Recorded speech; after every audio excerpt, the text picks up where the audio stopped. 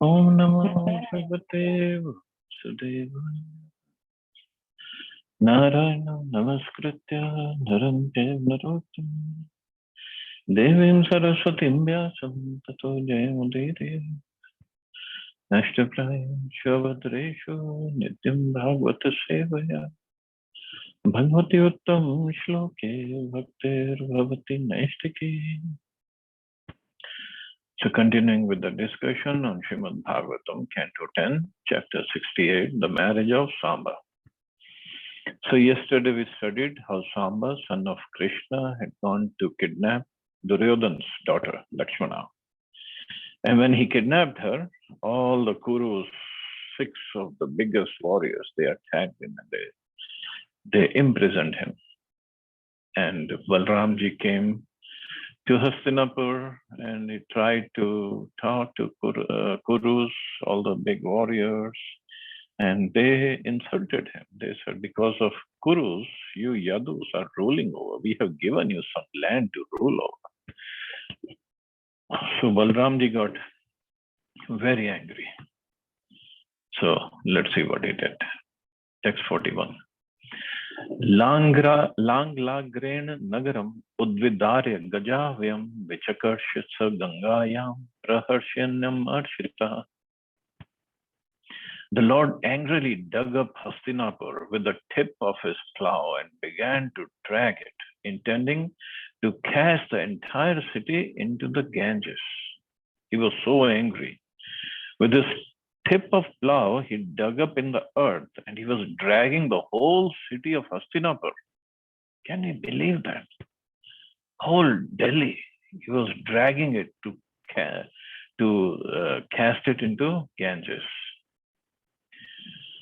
Srila Prabhupada writes, Lord Balram seemed so furious that he looked as if he could burn the whole cosmic creation to ashes. He stood up steadily and taking his plow in his hand began striking the earth with it. In this way, the whole city of Hastinapur was separated from the earth. Lord Balram then began to drag the city towards the flowing water of the river Ganges. Because of this, there was a great tremor throughout Hastinapur, as if there had been an earthquake, and it seemed that the whole city would be dismantled.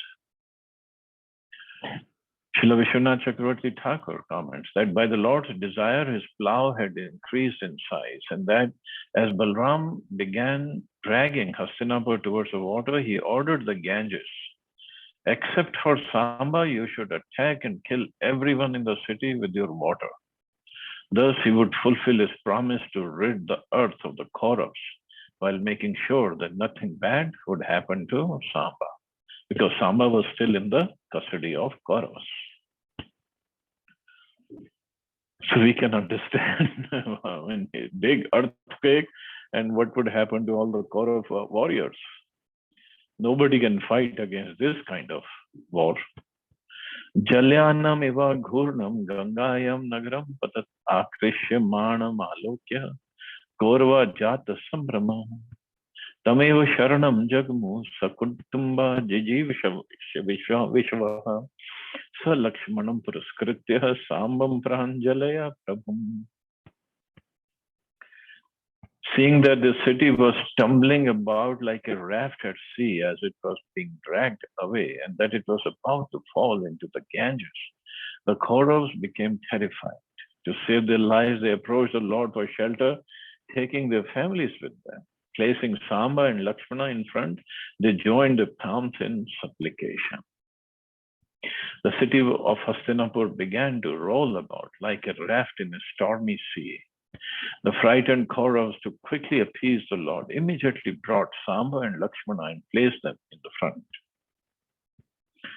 See, bhai bin preet na hoye.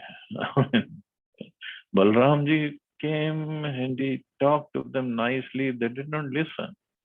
Now they all coming, running towards him and with Samba and Lakshmana and appeasing him. And then now they're praying. Rama Rama Khiladhara Prabhavame Vidamate Moda Nam Kubuddinam Shantum Arhasyati Vikramam. The Kauravas said, Oh Ram, Ram, foundation of everything, we know nothing of your power. Please excuse our offense, for we are ignorant and misguided. Sthiti utpattyapi ayanam tvam eko hetur nirashraya lokan kridana kanisha kridataste vadantihi. You alone cause the creation, maintenance, and annihilation of the cosmos, and of you there is no prior cause. Indeed, O Lord, authorities say that the worlds are mere playthings for you as you perform your pastimes. Tvameva murdhinam ananta lileya bhumandalam vibharshi sahasra murdhan ante cha yasvatma niruddha vishwa shete advitiya parishishya mana. O unlimited one of 1,000 heads, as your pastime you carry this earthly globe upon one of your heads. At the time of annihilation, you withdraw the entire universe within your body and remaining all alone, lie down to rest. Kopaste akhil shikshartham na dveshan na chamatsara vibhrato bhagwan sattvam sati palana tatparaha. Your anger is meant for instructing everyone. It is not a manifestation of hatred or envy. O Supreme Lord, you sustain the pure mode of goodness and you become angry only to maintain and protect this world. The Kurus admit that Lord Balram's anger was entirely appropriate and in fact was meant for their benefit. As Srila Vishwanath Chakravarti Thakur puts it, the Kurus meant to say, because you exhibit this anger, we have now become civilized, whereas previously we were wicked and could not see you, blinded as we were by pride.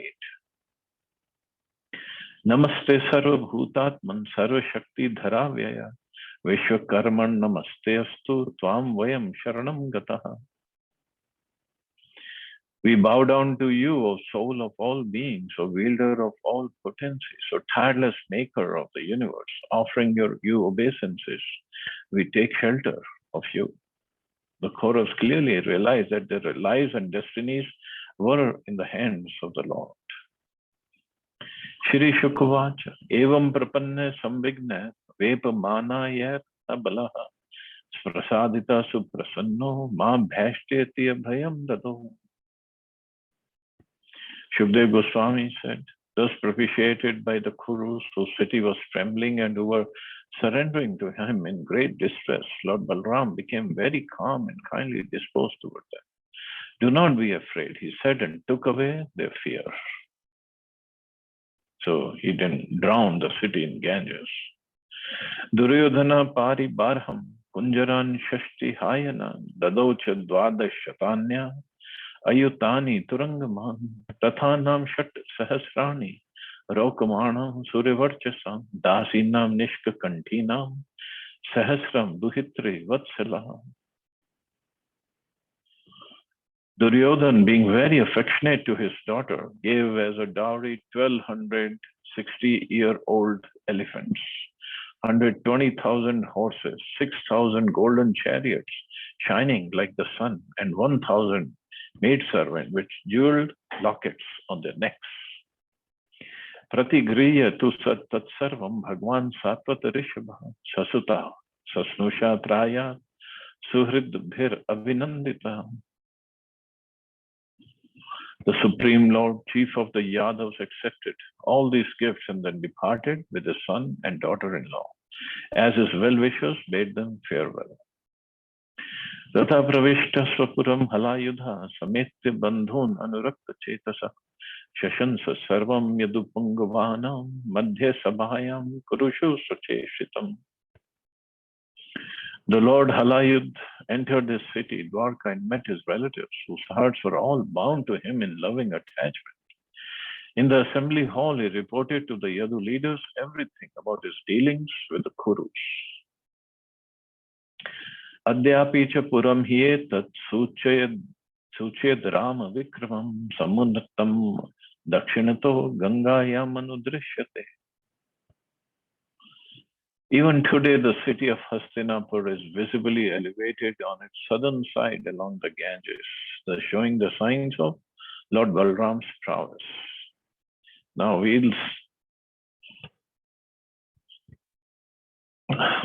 Here the shloka says, the city is situated on the southern side of the Ganges, but Delhi is on the bank of Yamuna.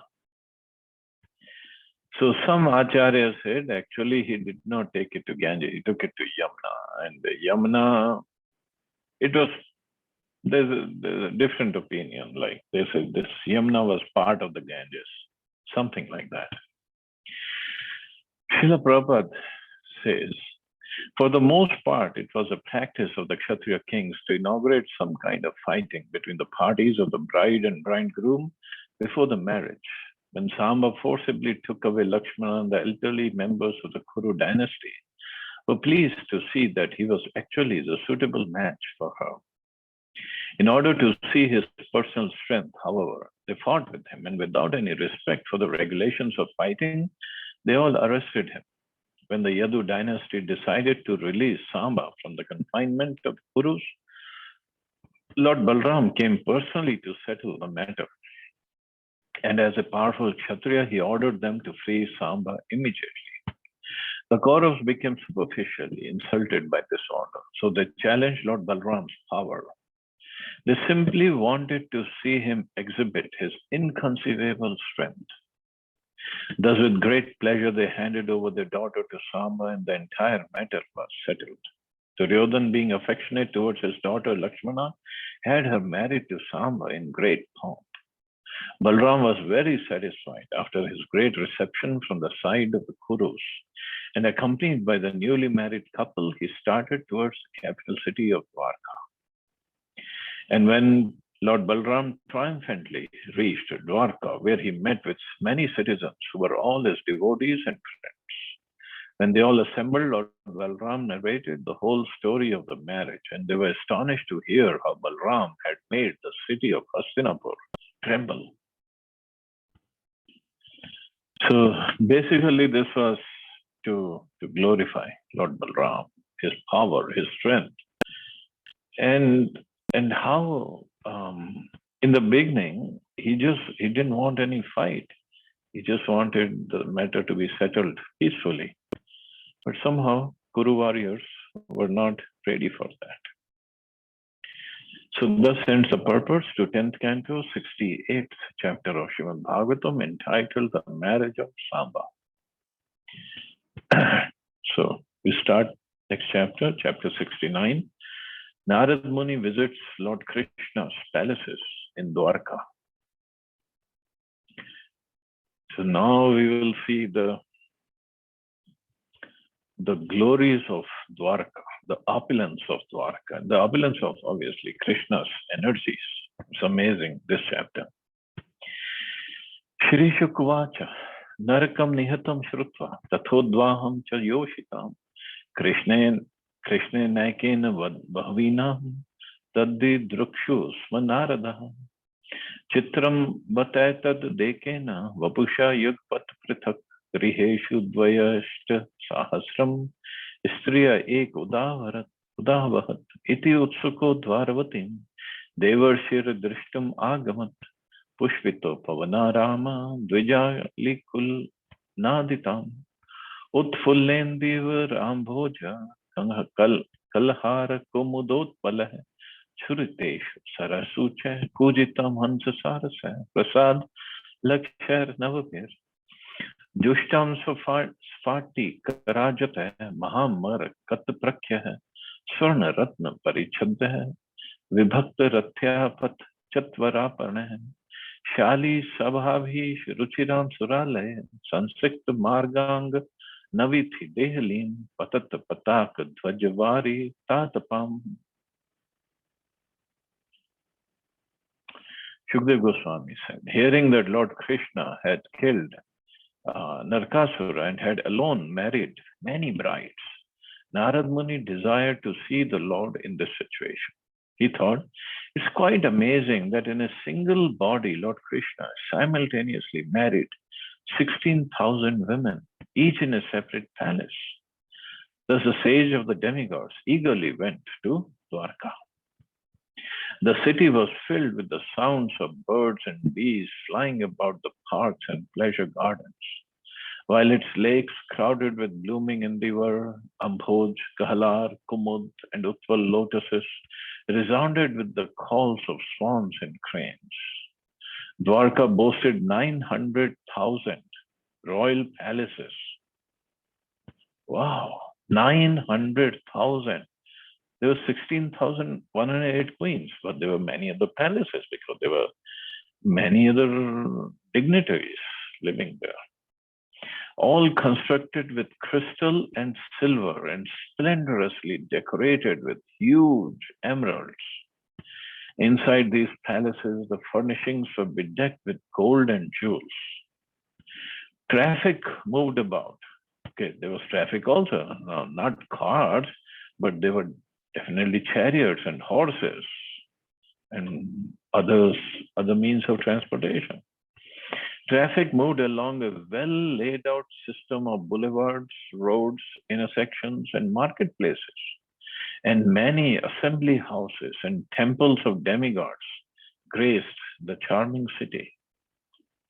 The roads, courtyards, commercial streets, and residential patios were all sprinkled with water and shaded from the sun's heat by banners waving from flagpoles. This is city of Dwarka. 900,000 palaces. The whole country won't have that many palaces. And this is just a small city of Dwarka. In Krishna book, Srila Prabhupada describes the city of Dwarka as follows. Being inquisitive as to how Krishna was managing his household affairs with so many wives, Narad desired to see these pastimes and so set out to visit Krishna's different homes.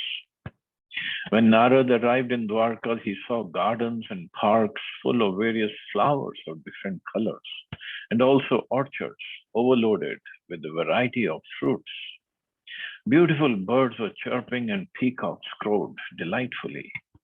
There were ponds full of blue and red lotus flowers, and some of these ponds were filled with varieties of lilies. The lakes were full of nice swans and cranes, and the voices of these birds resounded everywhere. In the city, there were as many as 900,000 great palaces built of first-class marble with gates and doors made of silver. The pillars of the houses and palaces were bedecked with jewels such as touchstone, sapphire, and emerald, and the floors gave off a beautiful luster. The highways, lanes, streets, crossings, and marketplaces were all beautifully decorated. The whole city was full of residential homes, assembly houses, and temples, all of different architectural beauty. All of this made Dwarka a glowing city. The big avenues, crossings, lanes, and streets, and also the thresholds of every residential house were very clean. On both sides of every path, there were bushes, and at regular intervals, there were large trees that shaded the avenue so that the sunshine would not bother the passerby. So, wonderful description, and there is no mention of any industries. There were no industries there. And that's why everybody was living very happily. Tasyamantah puram Srimad Architam Sarvadhishnyapah Haresva Koshalam Yatra Tvashtra Karsanen Darshitam Taratra Shodash Bhi Sadma Sahasre Samalankritam Viveshak Tomam Shore Patni Nam Bhavanam Mahat. In the city of Dwarka was a beautiful private quarter worshipped by the planetary rulers. This district, where the demigod Vishwakarma had shown all his divine skill, was a residential area of Lord Hari, and thus it was gorgeously decorated by 16,000 palaces of Lord Krishna's queens. Narad Muni entered one of these immense palaces. The whole palace was actually like a small city in itself. We'll read about it. So this was like a separate area for Krishna's palaces. Srila Jiva Goswami points out that Tvashta, Vishwakarma, manifested the expertise of the Supreme Lord, and thus he was able to build such exquisite palaces. Srila Prabhupada writes, the great kings and princes of the world used to visit these palaces just to worship Lord Krishna. The architectural plans were made personally by Vishwakarma, the engineer of the demigods. And in the construction of the palaces, he exhibited all of his talents and ingenuity. Vishtabdham vidrum mastambhair vaidurya falkottamah Indra Neelamaya Kudya Jagatya Chahatvisha Vitaner Nirmitastvashtra Muktadam Vilambidhi Danterasan Paryankah Mani Uttam Parishkrita Dasibhir Nishka Kantibhi Suvaso Abhiralankritam Pumbhi Sankuchoko Shnisha Suvastra Mani Kundala Ratna Pradeep Nikar Dyutibhir Nirasta Dhvantam Vichitra Valabhishu Shikhandino Anga Nirtyanti Yatra Vihita Guru Dhupam Akshaya Niryantam Ikshya Ghana Budhya Unnadantaha. Supporting the palaces were coral pillars decoratively inlaid with Badurya gems. Sapphires bedecked the walls and the floors glowed with perpetual brilliance. In that place, Tvashta, or Vishwakarma, had arranged canopies with hanging strands of pearls. There were also seats and beds fashioned of ivory and precious jewels.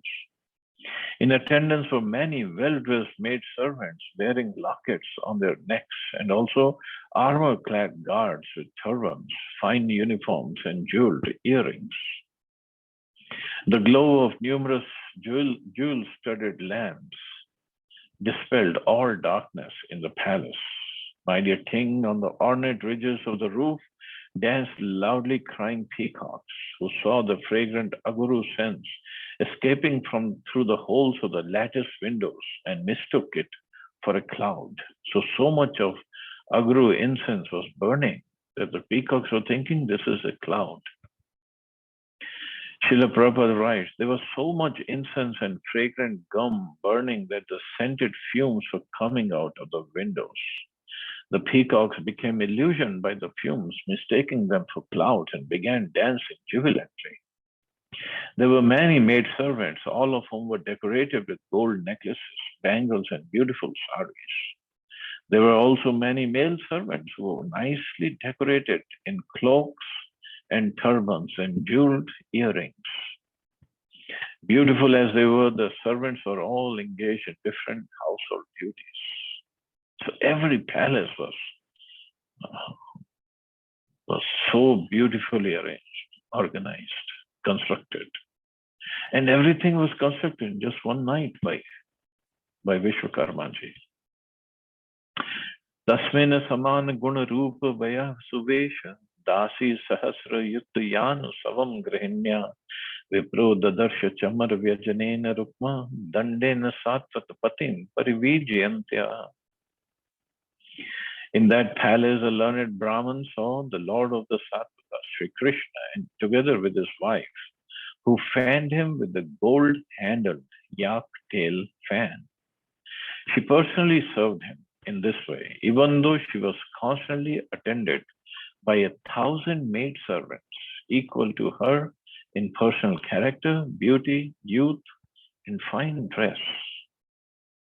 So Rukmini ji herself, she was serving Krishna, although she had 1,000 maidservants nearby.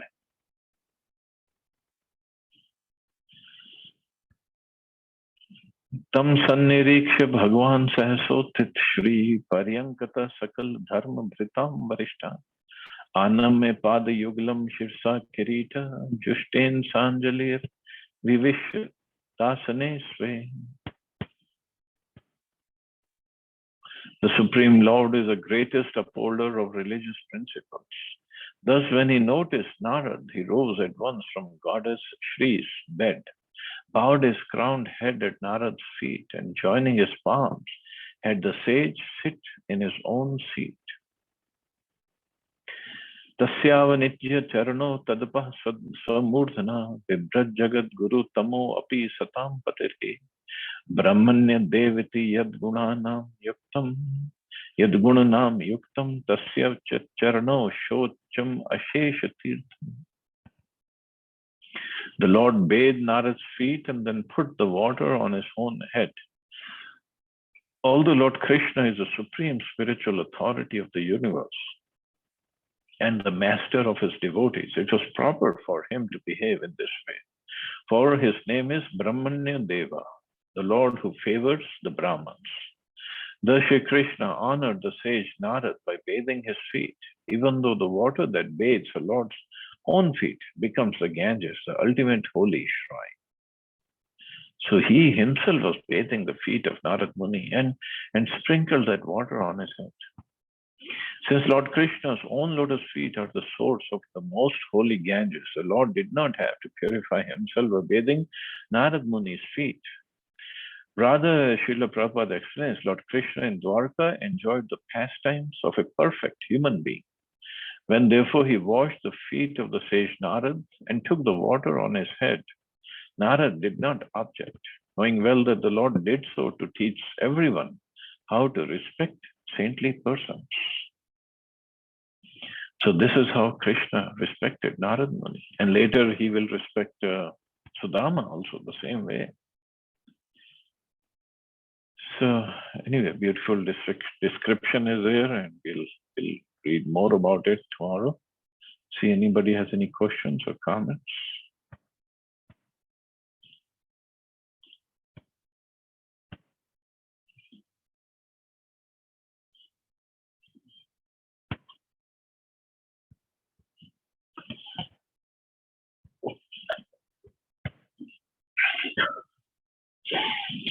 Okay, so you all have a safe and wonderful day. Hare Krishna. Jai Srila Prabhupada.